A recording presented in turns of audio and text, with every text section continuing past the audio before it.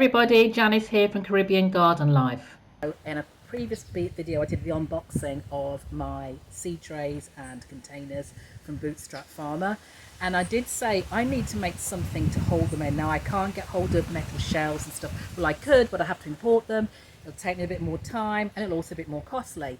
So today I'm going to show you how I'm going to make the seed holding tray, the tower, out of trusty PVC pipe, which is relatively cheap. It costs about $3 for a 10-foot strip. I think I'm going to use about two and a half strips and some tees, some and some corners that I got from a previous project. So I'm going to show you how I'm going to make it. I've already tried the sizing, so I tried it for size. This will be like the top shelf, the top of it, and all I want to do when I make the stack the shelves is so that the tray will fit snugly inside, which it does. So we're going to build the tower. So I've cut some pieces, have lots of cut off pieces already, done the top, done the bottom, the corners are already put together, and now we're going to cut some legs, some pieces to go in, and you're going to follow me while I build it. So follow.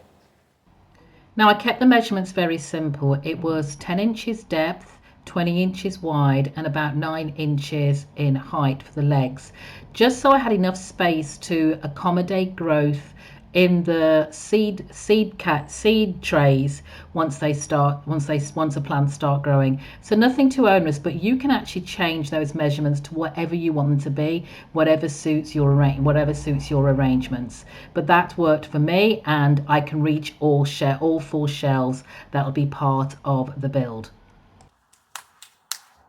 So I've cut all the pieces I think I'm going to need, and because I don't have corners, like the 4 corners that will go like to make shelving, I'm having to use a system that gives it some rigidity, or a process. I'm hoping it gives some rigidity, and also just use normal tees to hold it together.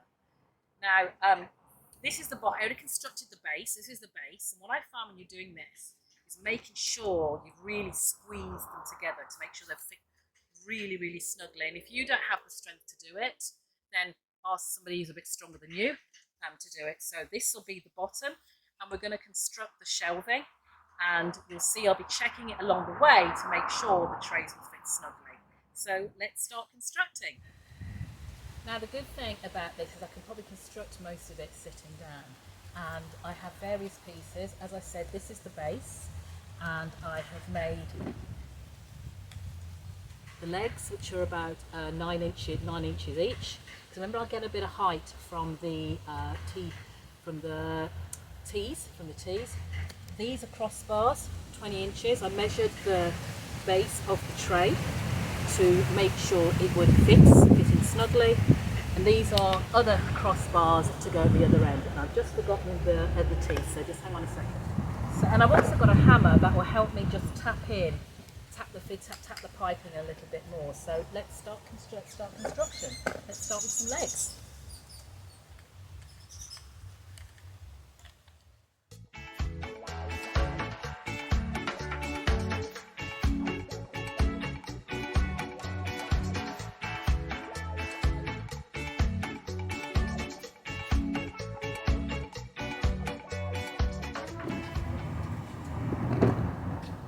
And as you go along, you want to check that the trays will fit in. So you see this will be quite snug once all the legs go on it. So I'm really happy, really pleased with how that will fit once I put the rest of it on. So let's start putting the legs in.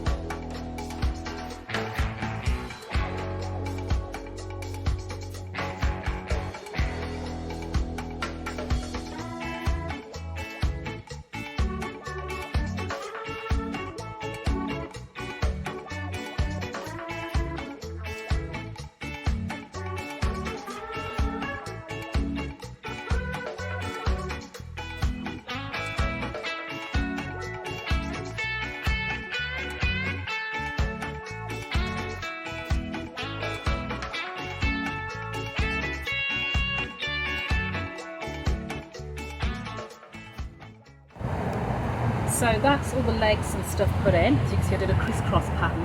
Now we're just going to put the top in, put the top on, which will hold it, or pretty much help hold it all together. Now it doesn't matter if it's a bit snug, it needs to be to hold the trays.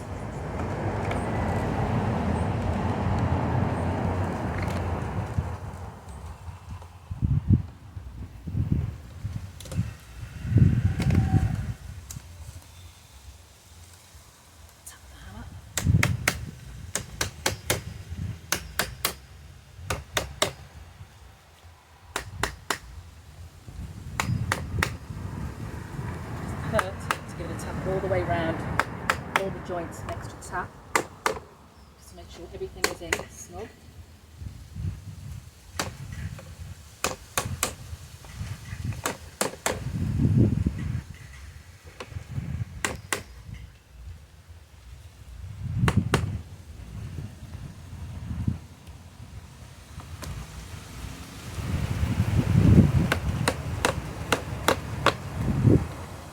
So here's the real test. Will the shelves fit? That's the question.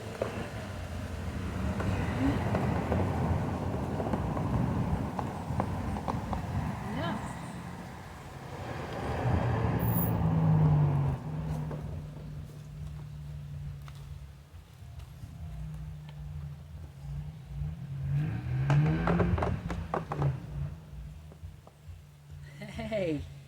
Hey, look at that.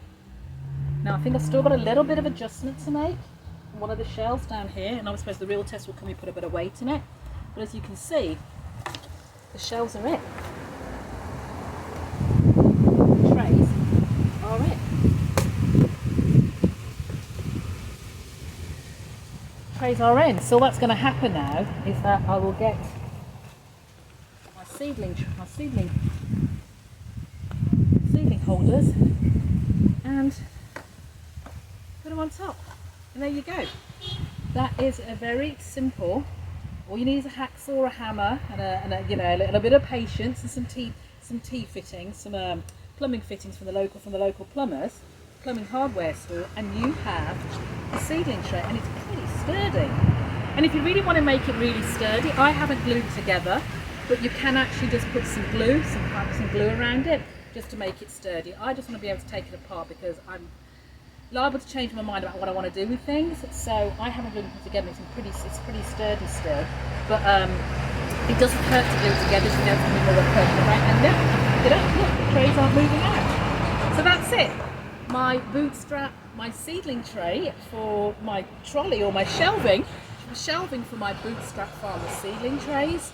Let me know if you have a go, let me know how you get on. I'll be really interested to know. And that's it. So if you like what you saw, don't forget to rate, review, share, subscribe, ting that button, the bell, whatever it is, so you keep abreast of what's happening in the Caribbean Garden. And that's it from Caribbean Garden Live. Until next time, happy gardening.